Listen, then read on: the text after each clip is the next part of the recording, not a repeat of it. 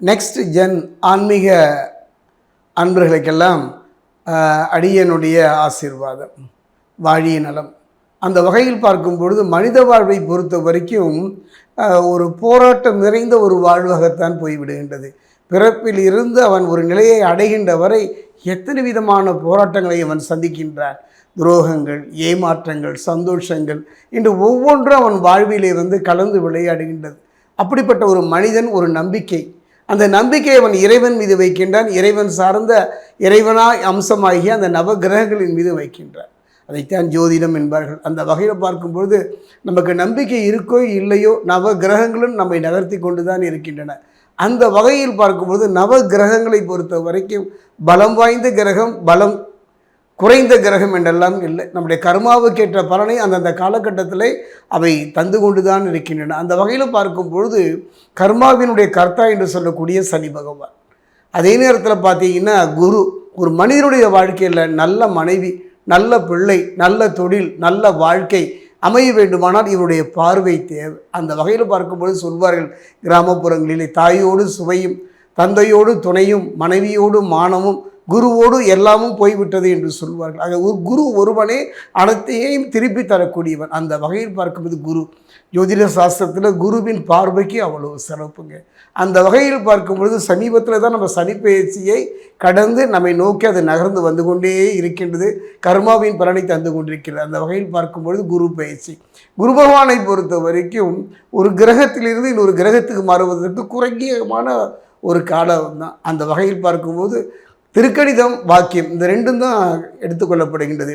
அந்த வகையில் பார்க்கும்போது வாக்கிய பஞ்சாங்கம், வாக்கிய பஞ்சாங்கம் பிரகாரம் பார்த்தீங்கன்னா மே மாதம் 26ஆம் தேதி குரு பகவானை பொறுத்த வரைக்கும் மிதுனத்திலிருந்து கடகத்துக்கு பெயர்ச்சி ஆகிவிட்டார். அதே பார்த்திங்கன்னா திருக்கணித பிரகாரம் பார்த்திங்கன்னா ஜூன் மாதம் 2ஆம் தேதி அவர் பெயர்ச்சி ஆகின்றார். இந்த குரு பயிற்சி எந்த விதமான ஒரு தாக்கத்தை, எந்த விதமான ஒரு நிம்மதியான ஒரு வாழ்வை தருமா என்று இப்போ கேள்வி நம் முன் எழுந்து நிற்கின்றது. அந்த வகையில் பார்க்கும்பொழுது இந்த குரு பயிற்சி, இந்த குரு பயிற்சியை நம்ம அவளோடு எதிர்பார்க்கிறோம். அரசியல் மட்டுமல்ல, ஆன்மீகம் மட்டுமல்ல, தொழில் மட்டுமல்ல, நம்முடைய வாழ்வுக்கு இந்த குரு பயிற்சி மிகப்பெரிய ஒரு மாற்றத்தை தருமா? தரும். காரணம் என்னன்னா, மிதுனம் என்பது புதனுடைய இடம். அந்த இடத்தில் இருந்து அவர் இப்போ பார்த்தீங்கன்னா சந்திரன் மனோகாரனுடைய இடத்தை நோக்கி அவர் நகர்ந்து விட்டார். இது எவ்வாறு இருக்கும், எந்த விதமாக நம் வாழ்வை நடத்தி தரும் என்பதைத்தான் நம்ம சோடி பிரசன்னத்தில் பார்க்க போகிறோம். என்னுடைய அனுபவத்தில் பார்த்தீங்கன்னா குரு பகவானை பொறுத்த வரைக்கும் 3 கிரகங்கள் இங்கே, சூரியன், சந்திரன், அதே நேரத்தில் பார்த்தீங்கன்னா செவ்வாய், இவர்களாம் நண்பர்களாக இருக்கின்றார்கள். நண்பர்களாக இருந்தாலும் கூட இந்த சோடி பிரசன்னம் என்பது ஒரு அற்புதமான ஒரு கலை. அதாவது இந்த சோடி பிரசன்னம் என்பது ஆழ் மனத ரகசியங்களையும் எப்பொழுதோ செய்த கர்மாவின் பலனையும் கணித்து சொல்லக்கூடியது தான். அந்த வகையில் சனி பகவானுடைய நிலையையும் குரு பகவானுடைய நிலையையும் வைத்து இப்போ நான் சோழி பிரசனம் பார்க்க போகிறேன். 12 ராசி 27 நட்சத்திரத்துக்கு. அதே நேரம் ஜனன காலத்தில் குருவினுடைய அமைப்பு சரியாக அமர்ந்து விட்டால் அற்புதம். அவ்வாறு அமையவில்லை என்றால் சில மேடு பள்ளங்களை நாம் கடந்துதான் வர வேண்டும். அந்த வகையில் பார்க்கும் பொழுது இந்த குரு பகவானுடைய பார்வை அப்படின்னு எடுத்துக்கிட்டிங்கன்னா, குருவினுடைய பார்வை எடுத்துக்கிட்டா 5, 7, 9, இந்த 5, 7, 9 குருவின் பார்வை படுகின்ற இடம் அற்புதம். அந்த அற்புதமான இந்த குருவினுடைய பார்வை, இந்த குரு பெயர்ச்சி 2026 எவ்வாறு இருக்கும் என்பதை இப்போ நம்ம சோழி பிரசனத்தில் பார்க்க போகிறோம். மிதுன ராசி ஆன்மீக சகோதர சகோதரிகளே, 2026ஆம் ஆண்டு, 2026ஆம் ஆண்டை பொறுத்த வரைக்கும் ஒரு அற்புதமான ஒரு ஆண்டு தான் என்று சொல்லுவேன்.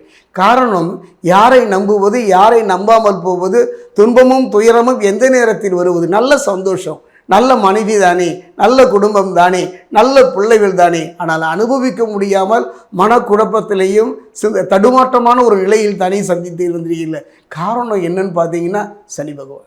சனி பகவானை பொறுத்த வரைக்கும் கர்ம சனியாக இருந்தாலும் கூட இந்த 2026 குரு பகவானை பொறுத்த வரைக்கும் என்ன ஒரு நிலையை தரப்போகிறார் என்று பார்த்தீங்கன்னா மிதுனம், மிதுனத்தில் இருந்து வந்த குரு பகவான் இப்போ தான் அங்கே இருந்து மாறுகிறார். மிதுனத்தில் இருந்து அவர் கடகத்தை நோக்கி நகர்கின்றார். காரணம், மிதுனத்தை பொறுத்த வரைக்கும் புதனுடைய இடம்தானே. புதனில் இருந்து உங்களுடைய அறிவும் திறமையும் அற்புதமான ஒரு நிலையை தந்தது.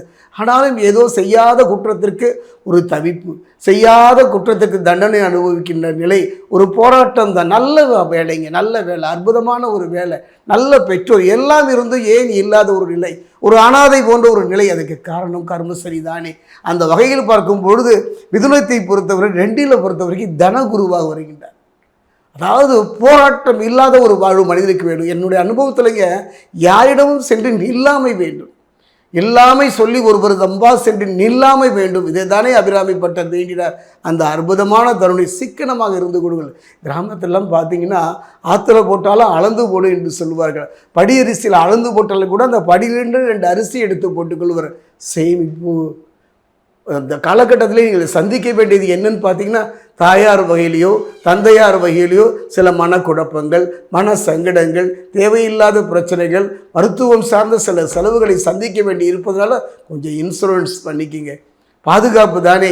இன்றைய காலகட்டத்தில் மிகப்பெரிய ஒரு மருத்துவ செலவை நாம் சந்திக்கின்ற பொழுது போராடி போகின்றோம். உறைவிடம் சென்று கைங்கட்டி இருக்க முடியுமா? வைபோத்தி நிற்க முடியுமா? கையேந்த முடியுமா? இந்த காலகட்டம் கர்மசனியினுடைய காலகட்டம். இன்சூரன்ஸ் பண்ணிக்கிங்க. குடும்பத்தில் ஒரு நல்ல முறை ஒரு பாதுகாப்பு தானே. அந்த வகையில் பார்க்கும் பொழுது ஒரு அருமையான சந்தர்ப்பம். எச்சரிக்கையாக, முன்னெச்சரிக்கையாக, கவனமாக, நிதானமாக, பொறுமையாக இருந்து விட்டாலே கர்மசனியை பற்றியெல்லாம் கவலைப்பட வேண்டாம். குரு நாம் இடத்தை விட்டு நகர்ந்து விட்டாரே என்றெல்லாம் கவலைப்பட வேண்டாம்.